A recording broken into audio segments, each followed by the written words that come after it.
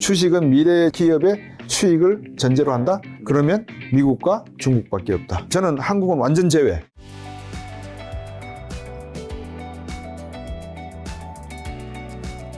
그럼 이제 주식시장도 얘기해 주셔서, 그럼 이제 2025년부터 좀 좋아진다면 내년에. 한번 볼까요? 제가 네. 숫자를 다 기억을 못하니까 네. 여기에 제가 적어놓은 확률 한번 보십시오. 제가 기본 시나리오 2를 갖다가 기본 시나리오였거든요. 네. 2028년까지 주가 지수가 얼마라고 제가 적어놨죠? 3,000에서 3,300이요. 예. 그러니까 지금보다는 훨씬 좋아지는 거잖아요. 네. 앞으로 5년 동안 경제는 괜찮다. 근데 이렇게 놓으니까 너무 낙관적으로 보이잖아요. 네. 경고가 안 되겠는데 싶어서 제가 딱 2024년만 잘라서 말씀드렸어요. 이렇게. 네. 1,800에서 2,000을 갈 수도 있다. 예. 1700에서 1900까지도 갈 수 있다고 해놨어요. 시나리오가 9, 9, 10, 11, 12. 요거는 이제 이미지 뜨고 있을 텐데, 예. 어쨌든 내년에는 굉장히 안 좋아질 수 있고, 그럼 그 다음 해부터 좀 좋아진다면, 어떻게 보면 내년에 이제 하반기쯤에는 살살 뭔가를 담으면 쌓아져 있는 구간에 담을 수 있는 거잖아요. 그렇죠. 예. 그럼 그때부터는 섹터로 친다면 어떤 것들을 우리가 좀 담아가야지. 시청자분들이 네. 이거는 공부를 하셔야 돼요. 제가 이 책을 써서가 아니라 문구에 가셔서 경매, 부동산, 주식 차트 1년법 네. 이런 것도 중요한 책이지만 네. 제가 소개해드린 제 책 같은 이런 그 기초를 먼저 한번 보셔야 돼요. 그래야지만 제가 드리는 말씀을 이해할 수 있어요. 그럼 간단해요. 원리만 아시면 간단해요. 질문 드릴게요.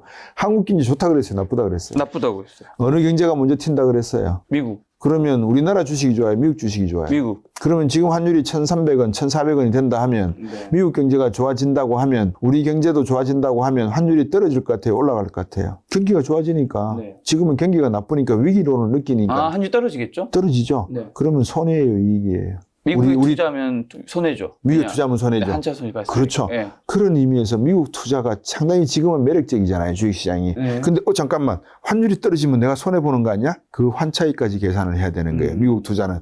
근데 기업만 순전히 딱 놓고 보면 한국 기업에 투자할 거 아무것도 없습니다. 제가 지금도 법적인 어떤 제재만 없다 그러면 작전하고 있는 주식 몇 개를 제가 다 말씀드릴 수 있어요. 우리나라 주식시장에서 그렇게 건전한 시장 저는 아니라고 봐요. 삼성전자, LG 몇 개를 제외하고 네. 과연 우리나라에서 제대로 된 주식 거래라고 할 수 있는 게 있을까? 왜냐하면 기술이 없잖아요. 비메모리 반도체 생산하는 회사가 어디 있어요? 그래픽 카드? 테크니컬 카드? 뭐 있어요? 없죠? 그러면 이야기하지 마시고 로봇. 대한민국 로봇 시장에서 지금 공항에 가시면 식당에 가시면 로봇이 다니잖아요. 메이드 인 어디예요? 메이드 인 치나 거예요. 우리 거 아니에요. 착각하지 마시면 안 돼. 네. 그 다음에 빅데이터 누가 많다 그랬어요? 미국. 또 빅데이터가 많은 기본적으로 중국, 미국. 그러면 AI 지능이 AI를 IQ로 친다면 우리 IQ가 높겠어요? 중국 IQ가? 미국, 중국. 그러면 소비자시면 애국심이 강조하지 않고 네. 소비자라고 하면 미국산 제품을 쓰시겠어요? 중국산 제품을 쓰시겠어요? 미국. 미국 아니면 중국. 그죠? 자동차, 현대기아차에서 파는 가격에 반값으로 들어오는 중국 자동차를 쓰시겠어요? 아니면은, 애국심이 아니면. 네. 그런 식으로 놓고 보면 주식은 미래 기업의 수익을 전제로 한다? 그러면 미국과 중국밖에 없다. 근데 거기서 더 어디가 매력적일까? 여러분께서 환율, 주가, 기술, 정책, 발전을 놓고 보시면 1순위 중국, 베트남, 인도네시아, 미국 순위다. 왜? 중국 지금 1달러에 7.3위엔 중국 경제 좋아진다면 6위엔 정도 되죠. 그러면 중국 경제의 환율이 떨어지면 중국 증시에 투자한 사람 입장에서는 환차익도 보고 주가 상승도 보고. 네. 이해되세요? 네. 예. 그런 가능성이 있는 국가가. 근데 말씀하신 게 그러면 중국이 1순위에서도 첫 번째 들어가면 미국이 중국을 계속 누르잖아요. 그러면 말씀하신 건 중국이 그래도 좀 괜찮게 돼야지 지금 주식시장도 괜찮아질 수 있는 거 아닌가요? 그렇죠. 그러니까 제가 드리는 말씀이 이해가 그러는 게 지금 현재를 놓고 보면 미국밖에 주식을 살 데가 없다는 말이에요. 지금. 근데 미국 경제도 주가가 떨어질 수밖에 없고 중국도 떨어질 수밖에 없고 한국도 떨어질 수밖에 없고 다 떨어지는 시기가 2024년이에요. 근데 이 떨어질 때 어디 거를 줍줍하겠느냐라고 제가 답을 드린 거예요. 미국 거를 줍줍하고 싶어요. 저는 개인적으로. 네. 왜 1990년도에 애플하고 구글하고 마이크로소프트 주식을 2불, 3불 50에 샀으면 지금 그게 얼마냐고요. 그죠? 2013년도 계산해 보세요. 나중에 제가 하고 난 다음에 2013년도에 크립토 커런시 $1,000치를 샀다고 가정하면 지금 그 크립토시 가치가 얼마인지 계산해 보세요. 20억 넘을 거예요. 네. 그런 의미에서 미국 걸 사고 싶다고요. 근데 환차익이 발생하잖아요. 잘못 사면은 결국은 본전치기잖아요. 네. 근데 중국 걸 보니까 얘들이 지금 1달러에 7.32엔이야. 중국 경제가 좋아지면 1달러에 6.52엔까지 떨어져. 그러면 내가 6.52엔만 주면 1달러를 사니까 환차 이기네, 손이 아니고. 그다음에 중국 경제도 미국 경제가 좋아지면 중국 경제도 좋아지겠지. 그럼 중국 경제는 미래 기업의 수익이 올라갔으면 올라갔지 떨어지지는 않을 것 같거든요. 그렇게 되면 향후 1년 뒤에 어느 시장이 좋으냐. 저는 한국은 완전 제외. 이런 말씀 드린다고 또 시청자 여러분, 저 친구는 비애국자고 막 그런 뜻이 아니고요. 순수하게 투자자 입장에서, 순수하게 소비자 입장에 애국심 다 빼고, 그러니까 쓸데없는 거 쫙 빼고, 투자, 돈 버는 거에 관해서만 빼고 말씀을 드리면 저는 한국에 투자 안 합니다. 저는 한국에 투자할 이유도 없고, 물론 돈도 없지만, 돈이 있다 하더라도 한국에는 절대 투자 안 합니다. 어떤 분들은 그런 얘기가 있을 수 있잖아요. 한국이 반도체 기술 어쨌든 가지고 있는 부분들, 그다음에 배터리, 2차 전지 이거 있지 않냐. 지금 제가 거꾸로 질문을 드릴게요. 배터리 기술이 여기서 끝일까요? 그럼 배터리 기술이 여기 끝이 아니라면 그러면 어떤 식의 기술 개발이 이루어질까에 대한 해답을 알려면 무슨 기술이 있어야 되죠? 배터리는요. 배터리를 담는 게 있고요. 액체면은 담아야 되고요. 고체면은 만들어야 돼요. 덩어리로. 그럼 고체 만들면 장점이 뭐예요? 세차장 가서 전기 배터리 다 됐습니다. 교환해 주시고 충전하는 게 아니라 세차장 같은 데 툭 들어가면 트렁크 자동으로 열려가지고 교체 로봇이 팔로 붕 잡아가 빼고 충전된 배터리 집어넣어주고 또 붕 가고 그런 시절이 가능해진다는 거고요. 만약에 담아야 된다 그러면 폭발 위험이라든지 용기라든지 전해물질, 분리막 이런 화학적 요소를 알아야 돼요. 기초화학이 발전되지 않으면 응용화학이 돼요, 안 돼요? 안 되잖아요. 대한민국에 무슨 기초화학이 있어요? 없잖아요. 그러니까 저는 안 된다는 거고. 또 그다음에 반도체 말씀하셨죠? 중국 대만 박물관 가보셨어요 혹시? 대만 박물관 가보세요. 그러면 쌀 한 톨에 돋배기로 이렇게 비춰놨어요. 쌀 한 톨에 108자의 한자가 들어가 있는 게 있어요. 그 말은 뭐예요? 중국 DNA에는 나노 기술이 녹아있다. TSMC 대만 거죠? 중국이 통일되면 누구 거예요? 중국 거죠. 그럼 삼성이? SK 하이닉스가? 어려울 것 같은데요. HBM 3층을 만들어서 SK 하이닉스가 대박을 터뜨렸다. 그거는 여러분께서 이제 반도체 원리를 어느 정도 아셔야 되는데 옆에 붙어 있으니까 데이터 이동 거리가 상당히 짧아져가지고 정보 처리가 빨라지고 전력 소비도 적다. 이런 개념에서 HBM 반도체를 말하는데 물론 발전 가능성이 없다는 건 아닙니다. 근데 핸드폰 뭘 쓰세요? 갤럭시 쓰고 있습니다. 갤럭시군요.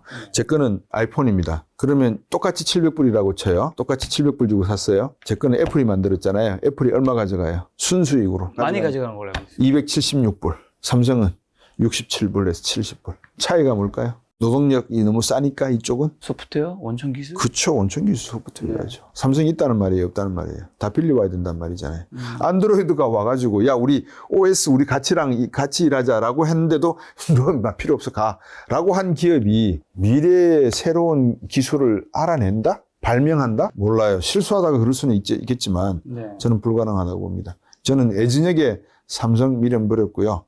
애진혁이 현대기아차 미련 버렸습니다. 아니 그러면 한국 경제는 어떤 희망이 있는 거예요? 뭘 해야 되는 건가? 그거는 미래 세대 분들에게 맡겨야 된다고 저는 봐요. 저는 제가 막 이야기하는 것보다 만약에 기회가 되시면 김 작가께서 여기 한 몇 분 젊은 분들 모셔가지고 정말 허심탄회하게 대화를 한번 너희들은 미래의 주인공이라는 말만 하지 기성세대가 너희들에게 진짜 의견 물어보지도 못했고 듣지도 못했는데 저도 마찬가지거든요. 학교에서 학생들하고 수업을 했지 제일방적인 지식을 전달했지 학생들과 대화를 한 시간은 거의 없단 말이죠. 그러면 미래는 어떻게 될 건데 그거 제가 안다고 한들 미래 세대분들에게 도움이 될까요? 그런 거죠. 그래서 제가 앞으로 한국 경제에서 그러면 곽 박사님은 한국에서 왜 사세요? 당신은 왜 그럼 한국 사람으로 태어났어요? 그런 질문들을 막 하실 거예요. 엄청나게 철학적인 질문인 거죠. 제한테는. 근데 희망이 없거나 기대치가 없다고 해서 산다는 건 거짓말 아니겠어요? 사는 거예요. 왜? 미래 세대에게 기대를 걸기 때문에 그런 거죠. 그러니까 제가 이렇게 아주 빈정상하게 극단적으로 표현을 했지만 저는 한 가지 믿는 게 있어요. 대한민국은 외국에서 오래 살아보니까 국민들의 우수성은 그 누구도 못 따라가더라. 분명히 이 문제를 뚫고 지나간다. 성웅 이순신이 나왔고 박정희라는 사람이 나왔고 일본이 왜 임진왜란 우리를 못 먹은 줄 알아요? 이순신 장군 또 있어요. 왜 일본이 우리를 1905년도 을사의약 맺어놓고 우리를 식민지화 못 시킨 줄 알아요? 만주까지 먹어놓고는. 우리 국민에게 가지고 있는 저 딴에는 정확한 정보를 다 접수를 했어요. 충부 내륙고속도로, 중부고속도로, 경부고속도로가 갓도 히요사마 이런 사람들이 부산에 도착해서 올라왔던 진출 경로예요. 그만큼 군사 지도상에서 최단거리로 한양을 점령할 수 있는 방법의 전진거리를 만들어놨고 그것에 모든 고속도로가 다 깔려 있어요. 지금 내륙고속도로, 중부고속도로, 경부고속도로. 그랬는데도 우리를 못 먹었어요. 이유가 뭐냐? 의병이 튀어나올 줄은 상상도 못했어요. 이순신 장군도 활동을 하셨지만 수많은 의병들이 네네. 빠띠잔들이 나타나서 일본 애들한테 저항할지는 상상을 못했어요. 그게 대한민국의 유전인자입니다. 다시 말씀드리지만 미래 세대의 어디선가 지금 어느 곳에선가 네네. 저는 그런 분들이 계실 거라고 믿기 때문에 네. 제가 막 한국 끝났다 희망 없다라고 말씀드리는 거는 마술로 이렇게 이해하시면 됩니다. 그만큼 기대가 높고 미래 세대에 대한 어떤 그 긍정적인 시각은 네. 제가 다른 그 누구보다도 크다는 것을 말씀드립니다. 반도체, 삼성전자, SK하이닉스 얘기해 주셔서 그거는 끝났습니다. 예, 근데 그거는 뭐 어떤 분들은 내년에 반도체 업황 계속 좋아진다고 하면서 그러니까 이런 건 있잖아요. 네. 소위 깨구리가 우물가에서 네. 헤엄치고 막 노는데 가끔 가다가 모기가 빙 날다가 힘이 다 돼가지고 뿡 떨어져서 물 위에 떨어질 수도 있잖아요. 네. 뭐 그렇게 날름 받아 먹으면 되죠. 네. 뭐 그런 경우는 생기는 거예요. 근데 이 개구리가 우물 밖을 나와가지고 더 많은 민물이 호수가 있고 강이 있구나를 알지는 못하잖아요. 그러니까 그 범위 내에서 먹고 살려면 뭐 말씀하신 대로 내년에 뭐 반도체 경기 좋다는데 이제 그렇게 투자하시면 돼요. 그거는 그 정도 돈을 버시는 거예요. 근데 미래 세대의 젊은 분들은 그 생각 아니시더라고요. 더 대우의 김우중 회장이 말씀하신 것처럼 세계는 넓고 할 일은 많다의 개념을 갖고 있더라고요. 그래서 제가 희망을 건다는 겁니다. 근데 이제 또 어떤 분들은 사실 반도체 어쨌든 뭐 4차 산업이 쌀이고 계속해서 더 많이 필요한 건 사실이잖아요. 반도체 제조할 수 있는 국가도 사실은 뭐 그렇게 많지 않고 뭐 대만, 일본, 뭐 한국 뭐 몇 개 나라 되지 않고 그래서 뭐 삼성전자, SK하이닉스도 뭐 힘든 시기는 있지. 삼성이 스폰을 하나 해주나요, 이게? 아니요. 워낙 안 좋게 얘기하셔서 저 여쭤보는 겁니다. 예. 저는 정말 삼성 안 좋게 봅니다. 왜냐하면 그러니까요. 이렇게 안 좋게 보는 분 저도 오랜만에 봐서. 저는 삼성에서 근무를 했고 삼성을 삼성 경제연구소에 근무하셨죠. 저만큼 삼성에 대해서 삼성이 누구와 달라야 된다라고 강조한 사람도 없어요. 그러니까 대한민국은 삼성이 리드를 해나가야 된다는 그 당위성에 대해서는 네. 저는 부정하고 싶지 않아요. 네. 근데 왜 삼성을 제가 이토록 폄하를 하느냐. 젊은 세대에게 직관과 비전을 보여주는 게 아무것도 없잖아요. 방금 김 작가께서 저한테 물으시는 거는 내년도 반도체 업황을 물으신 거지. 그렇죠. 삼성이 어떠한 차세대 반도체와 기술을 가지고 도전을 하는지에 대해서는 물어보시지를 않았잖아요. 네. 그럼 반도체는 제대로 만들어서 판다고 가정을 해요. 그러면 세계 시장 점유율이 1, 2위를 다투고 있으니까 그렇죠. SK하이닉스하고 비메모리계에서는 우리가 계속 넘버원이다. 그래서 제가 오케이 인정한단 말이에요. 근데 제가 다시 여쭤봤잖아요. 20년 뒤에 중국이 대만과 통일하고 난 다음에 TSMC의 팹리스 기술이 파운드리 생산이 중국이 가져갔을 때 그러면 중국은 삼성의 기술력을 못 따라가느냐 못 따라갈 걸로 보시느냐라고 여쭤봤잖아요. 확답을 못 하잖아요. 그러면 이게 20년짜리 기술이라고 생각이 되면 삼성은 지금부터 앞으로 50년, 60년이 될 기술을 창조를 하든지 배우든지 해야 될 거 아니에요. 있냐라고 제가 여쭤보는 거예요. 근데 헛발질 했잖아요. 안드로이드 걷어차버렸잖아요. 그 다음에 자살골 집어넣어버렸잖아요. 뭐 집어넣었죠? 계속 반도체만 투자하잖아요. 비메모리를 못 하잖아요. 네. 왜 못해요, 비메모리를? 삼성 보고 제가 그랬거든요. 본사를 미국으로 옮깁시다. 실리콘밸리로 옮겨도 되잖아요. 예? 그러니까 간단하게 표현해서. 그러니까 본사를 옮기자는 말이 건물을 들고 왕장 가자는 개념이 아니라 서픽스, 부속실이라도 실리콘밸리나 미국 동부 쪽에 가서 만들 수 있다는 거예요. 그 작업을 안 하잖아요. 제가 이렇게 말씀드리면 아마 제 뜻을 이해하실 거고 시청자 여러분들 이해하실 거예요. 우리나라 대통령들이 미국을 국빈 방문 가잖아요. 그럼 가면 뭐예요? 대접받고 오죠. 국빈 방문이니까. 독일은 어떻게 했는 것 같아요? 1970년도 중반에 72년도 정도 했겠다. 72년, 제 정확한 횟수는 기억이 안 나는데 독일이 2차 세계대전에서 패전국이죠. 서독과 동독이 분리됐죠. 동독과 서독이 통일이 되는 과정 속에서 미국, 영국, 프랑스가 상당히 견제를 많이 했겠죠. 심지어 러시아까지. 마샬 국무장관이 하버드 대학에서 1940년도 후반에 마샬 플랜 아시죠? 베를린 장벽에 공습해가지고 식량 떨어뜨리. 하버드 대학에서 연설을 합니다. 독일을 구제하기 위해서 앞으로 동독과 서독의 갈등 관계를 풀 수 있는 방법을 연구하는 펀드를 하나 만들어야 되겠다. 그래서 돈을 내서 동독과 서독의 통일에 대한 숙제를 연구를 합니다. 네. 통일이 됐죠. 결론적으로. 근데 독일도 라인강의 기적을 일으켰잖아요. 네. 그래서 독일 총리가 72년으로 제가 기억하는데 72년 아니면 73년 같아요. 하버드 대학에 다시 왔어요. 그래서 마샬 펀드의 파운데이션에 가서 연설을 합니다. 미국의 도움이 없었으면 지금의 독일은 없다. 마샬 국무장관의 그 뜻을 기념하고 그 덕분에 지금 라인강의 기적을 이루어서 이만큼 성장했다. 우리 하버드 대학에 수억 달러의 장학금을 기증하고자 한다. 기증을 했어요. 동맹을 놓고 봤을 때 한국이 더 예쁘겠어요? 독일이 더 예쁘겠어요? 독일이잖아요. 감사하잖아요. 근데 우리나라 기업 중에서, 우리나라 정부 중에서 하버드가 됐건, 예일이 됐건, 우리 6.25 전쟁, 포같은 워를 비롯해서 수많은 대한민국 발전에 도움을 준 미국 국민들에게 감사를 보낸다. 참전하신 용사들에게는 감사를 표하지만 미국 국민 전체에 대해서 그 참전한 자기 어린 아들의 목숨까지도 보내줬던 그 위대한 미국 국민의 자유와 민주주의, 자유시장주의적 개념에 대해서 감사의 뜻을 전하기 위해 장학금을 대학에 기증하겠다, 초등학교에 기증하겠다 한 사람이 없죠. 그 말은 가짜 동맹이라는 거예요. 이해되셨어요? 그래서 반도체 막 이렇게 말씀하시잖아요. 네. 그러니까 트럼프 대통령이 다시 당선이 되거나 바이든 대통령이 됐어도 야 삼성 잠깐 와봐. 너희들 기밀사항 다 내놔 라고 이야기하는 거예요. 제 뜻이 거기에 네. 있다는 게 이제 이해되셨습니까? 네. 네, 그렇습니다. 다행입니다. 진짜 대한민국을 제가 디스하는 게 아니라 하려면 제대로 하자는 거고요. 안 하려면 아예 하지 않는 게 좋다. 적당히 해가지고는 얍실하게 보일 따름이지 진정한 동맹으로서 지식 공유를 하지 않는다. 그럼 지금 말씀하신 건 중국과 대만이 이제 20년 뒤쯤에는 하나가 된다고 보시는. 저는 봅니다. 그렇게. 어떤 분들은 또 중국의 대만 친구. 아니 그거야 충분히 개인마다 미국이 가만히 있지 않을 것이다. 예, 왜냐 그러면 1949년 10월 1일이 건국일이에요. 그러니까 10월 달이 되면 참 대한민국 역사에서도 여러 가지 일들이 많았지만 중국은 10월 1일이 건국일입니다. 네. 100년 지나면 언제예요? 1949년에서 100년이 지나면. 2049년이? 중국 시진핑의 중국 꿈이 언제 달성한다 그랬어요? 미국을 군사적으로 뛰어넘고 2050년이요? 100년을 놓고 보잖아요. 그 제가 2028년, 그 다음에 10년 다음에 38년, 48년 되잖아요. 그러니까 앞으로 10년마다 이렇게 몇 번씩 변하는 과정 속에서 중국이 어떠한 포지셔닝을 가질 것인가를 봐야 된다는 거예요. 네. 실제 여러분 한번 생각해 보세요. 사람이 갖고 있는 본능 중에 내가 목숨이 왔다 갔다 하는데 총을 들고 칼을 들고 내 목을 견주고 있는 사람에게 우리가 영화를 보면 그래 죽여라. 나는 정의를 위해서 죽어도 떳떳하다라고 하는 것도 많이 보지만 7, 80%의 사람들은 살려달라라고 하는 이야기를 하지 않겠어요? 그렇죠. 중국이 미국을 처음 만났을 때 살려달라 그랬겠어요? 죽어야 배째라 그랬겠어요? 살려달라고 했겠죠. 지금도 살려달라 그럴까요? 배째라 그럴까요? 지금도 살려달라고 하겠죠.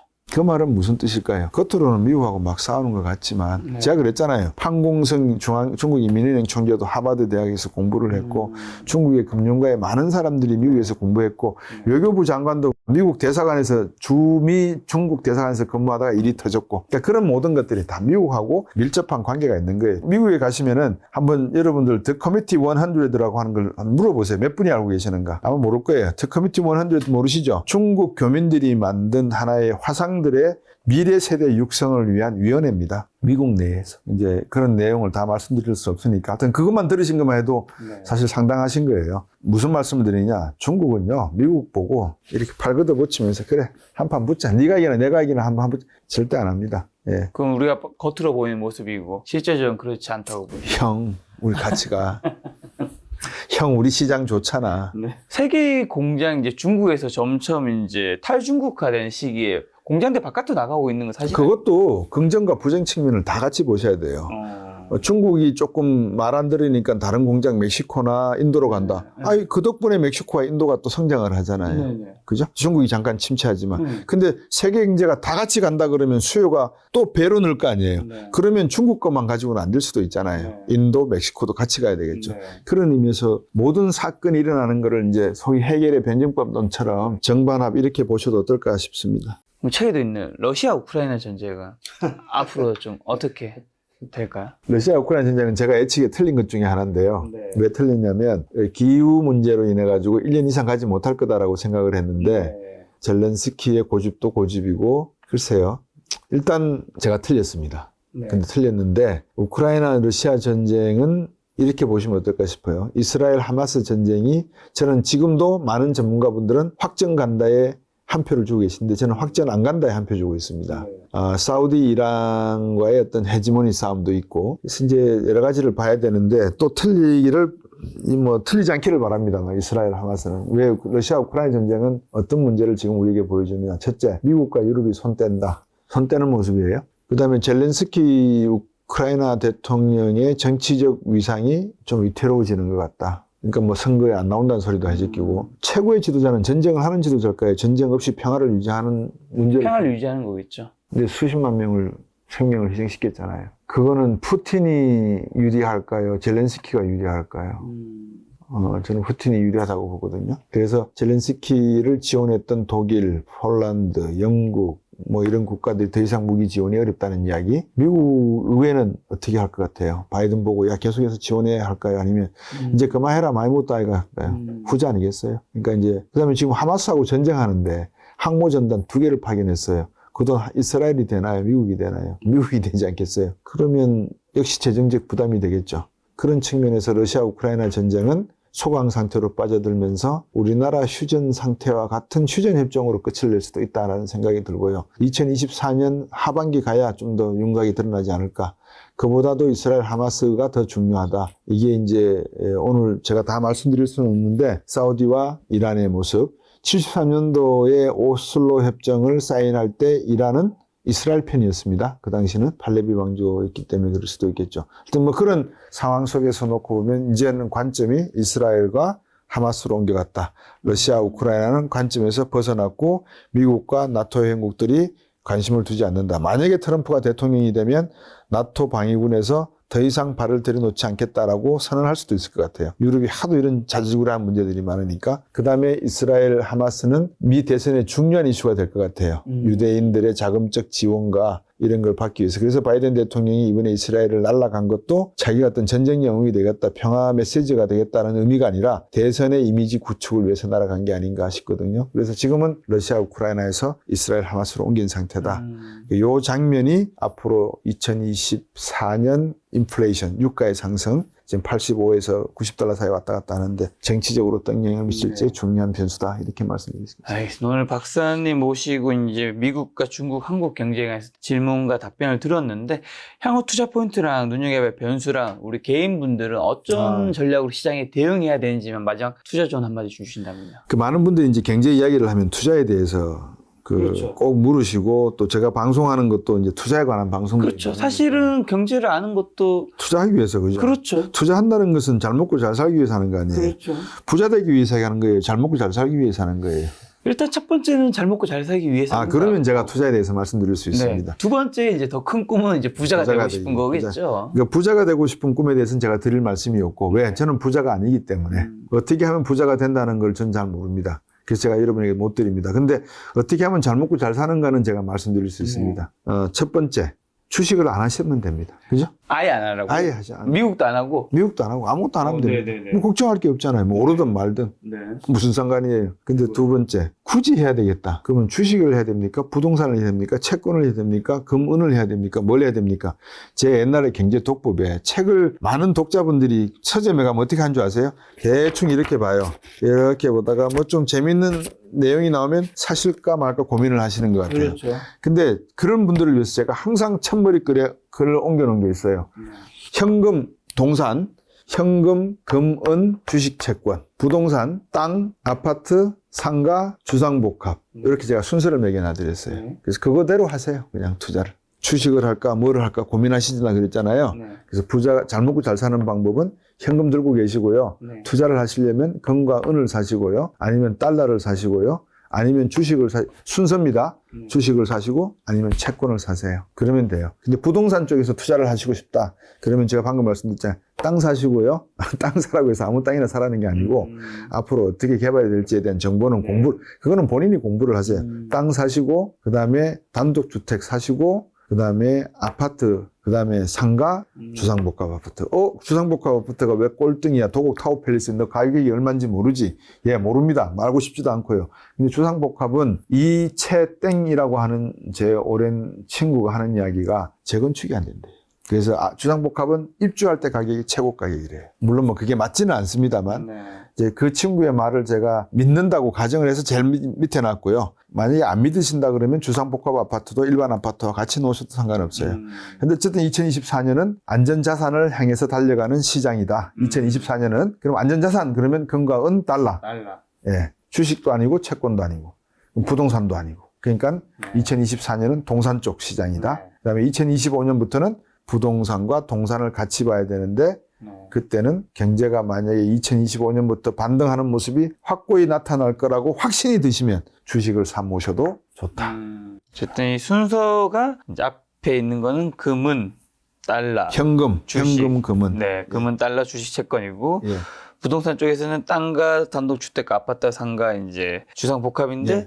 그럼 부동산에서 그냥 한 가지만 왜 땅이 제일 앞에 있는 거죠? 땅은 괜찮은 땅이면 네, 땅값이 떨어지지 않으니까요. 건물을 올릴 수가 있잖아요. 네. 건물 올리면 노후 대책이 어느 정도 해결이 되잖아요. 노후 대책 국민연금 믿고 계시는 분들 별로 안 계실 것 같은데 그렇죠. 그러면 1, 2층 세주고 3층 살림집 해도 되잖아요. 네. 그래서 땅에다가 건물을 올릴 수 있잖아요. 네. 그래서 제가 노후 대책적 개념에서 그렇게 말씀드렸습니다. 알겠습니다. 오늘 박사님 모시고 이제 경제 대예측 2024, 2028에 대해서 이제 예측하는 여러 가지 이야기 나누었는데요. 이 책은 2028년까지 전망하시는 거죠? 네, 2028년. 네, 이 책 보시면 한 향후 5년간 미래를 좀 그려볼 수 있는. 네. 다음 책은 2029인가요? 다음 책은 요거보다 요 두께 한 3배 되는 건데요. 네. 저 쓰고 있는 책이 고대 원시사회부터 종교, 과학, 과학기술, 철학, 종교 이거를 총 집대성한 내용입니다. 그래서 마지막에 지금 끝부분에 제가 지금 작업 중인데 과학기술의 발전이 어디까지 갈 것인가 혹시 그 책은 언제쯤 나오나요? 그거는 10월 말까지 제가 원고를 써드리기로 했으니까 내년 11월 초쯤에 나오겠군요. 네, 그 한 12월쯤 나오실 것 같습니다. 아마도 내년 초쯤에 또 박사님을 저희 채널에서 모실 수 있지 않을까 싶습니다. 그때 또 박사님 모시고 좋은 얘기 많이 듣도록 하겠습니다. 오늘 만날 손님은 각수준 박사님이었습니다. 지금까지 여러분 소중한 시간 함께 해주셔서 정말 감사합니다. 오늘도 김 작가였습니다. 고생 많으셨습니다. 네, 감사합니다.